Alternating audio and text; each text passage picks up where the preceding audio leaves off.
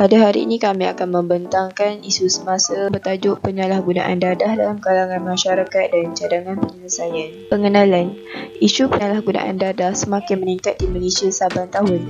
Tidak kira muda atau tua, kaya atau miskin, mereka terjebak dengan gejala penyalahgunaan dadah. Menurut AADK iaitu Agensi Anti Dadah Kebangsaan, peningkatan penyalahgunaan dadah berlaku daripada kes penagih baru dan berulang.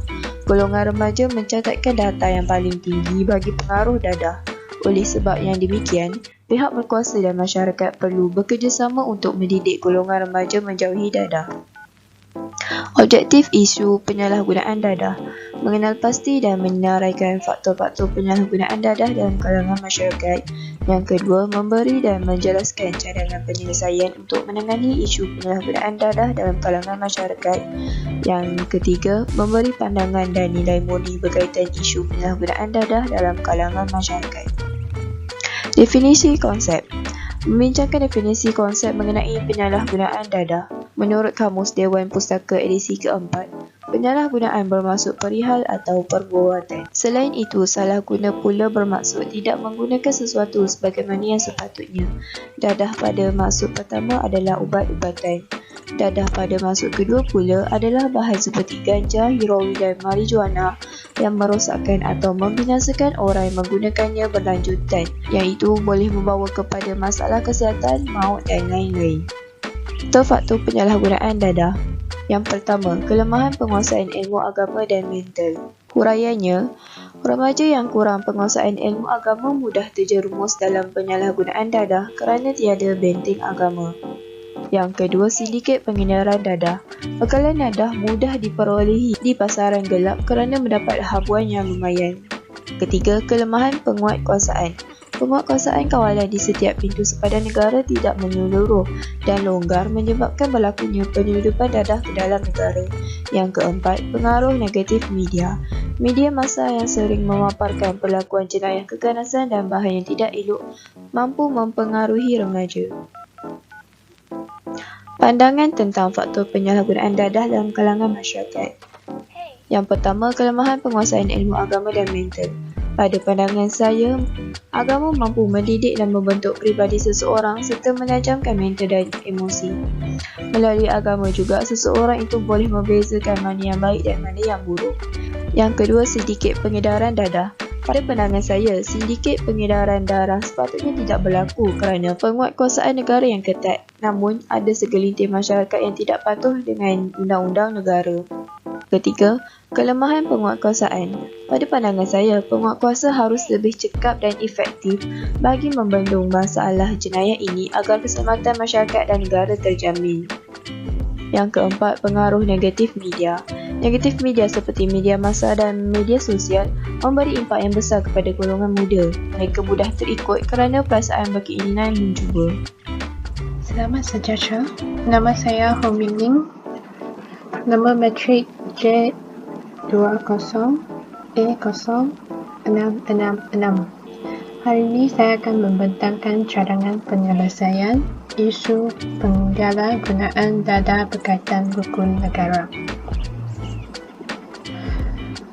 Cadangan terdiri daripada 5, iaitu pemeriksaan undang-undang, penubuhan pusat-pusat pemulihan, kempen kesedaran, peranan anggota masyarakat dan peranan institusi keluarga atau ibu bapa. Berdasarkan cadangan yang pertama ialah pemeriksaan undang-undang. Penggubalan undang-undang dan kawalan sempadan tegas untuk mengurangkan aktiviti penyeludupan dadah. Hal ini, badan berkuasa dapat melaksanakan tangkapan atau siasatan segera terhadap penagih dan pengedar. Cadangan yang kedua ialah penubuhan pusat-pusat pemulihan. Bertujuan untuk merawat serta memulihkan pemikiran mental serta tingkah laku mereka dan diberikan bimbingan bagi mendekatkan diri kepada Tuhan seperti rukun negara yang pertama, iaitu kepercayaan kepada Tuhan. Cadangan yang ketiga ialah kempen kesedaran. bertujuan untuk menyedarkan masyarakat, khasnya golongan remaja, mengenai bahayanya dadah kepada diri, masyarakat dan negara. Cadangan yang keempat ialah peranan anggota masyarakat. Seperti rukun negara, iaitu kesopanan dan kesusidaan, membentuk masyarakat yang lebih erat dan sikap sopan diri, tutur bahasa dan hormat antara satu sama lain. Masyarakat perlu bersedia melaporkan kepada pihak yang bertanggungjawab seperti agensi anti dadah kebangsaan. Cadangan yang terakhir ialah peranan institusi keluarga atau ibu bapa. Bertujuan untuk membentuk peribadi anak-anak tidak mudah terjebak dengan penarihan dadah dan menanam sikap bencikan dadah kepada anak-anak sejak kecil lagi. Seterusnya ialah kelemahan cadangan penyelesaian.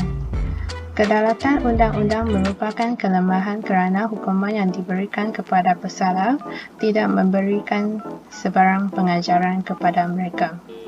Peranan masyarakat juga merupakan kelemahan kerana mereka tidak bekerjasama, tidak mengambil berat untuk menangani isu dadah ini. Mereka juga tidak menegur generasi muda yang melakukan perkara yang tidak berfaedah. Kekuatan cadangan penyelesaian ialah kempen kesedaran. Merupakan kekuatan kerana kempen ini dapat memberi penjelasan yang berkesan kepada masyarakat jika terjebak dengan dadah. Agama juga merupakan kekuatan dalam setiap diri masyarakat. Jika seseorang tahu baik dan buruk, malah isu penyalahgunaan dadah dapat diselesaikan. Peranan ahli keluarga merupakan kekuatan kerana ahli keluarga yang prihatin dapat mengambil berat setiap ahli keluarga mereka dan mampu menghapuskan jenayah dadah dalam kalangan masyarakat. Assalamualaikum warahmatullahi wabarakatuh. Nama saya Nurul Rizah binti Azmi. Nombor kad mencik saya adalah F20A0566. Dan hari ini saya akan membentangkan tentang kesimpulan dikaitkan dengan nilai-nilai murni. Kesimpulan yang pertama adalah hormat kepada raja dan negara. Kesepaduan daripada semua pihak dan masyarakat menjadikan asas utama kesepaduan jasmani, emosi, rohani dan intelek untuk melahirkan insan seimbang dan harmonis adalah berpaksikan kepercayaan dan kepatuhan kepada Tuhan dalam dasar falsafah pendidikan kebangsaan yang mengaitkan dengan rukun negara yang pertama. Yang kedua, patuh kepada undang-undang. Demi melahirkan individu yang sihat serta bebas daripada jenayah dadah, kita mestilah menanamkan prinsip rukun negara ini dalam diri setiap rakyat di negara Malaysia. Kesimpulan yang ketiga adalah patuh pada agama. Dadah adalah pembunuh dan musuh nombor satu kepada seluruh masyarakat dunia. Oleh yang demikian, kita seharusnya berpegang teguh kepada pegangan hidup dan penghayatan keagamaan supaya tidak mudah terjerumus dalam penyalahgunaan dadah. Kesimpulan terakhir ialah semangat bermasyarakat. Pelbagai usaha berterusan oleh pelbagai pihak perlu segera dilakukan bagi menangani gejala dan menurunkan statistik dadah di Malaysia. Kami harap penyampaian isu semasa berkaitan isu penyalahgunaan dadah dapat dibendung serta menghapuskan jenayah ini bagi menjamin imej dan kedaulatan negara terjaga. Sekian, terima kasih.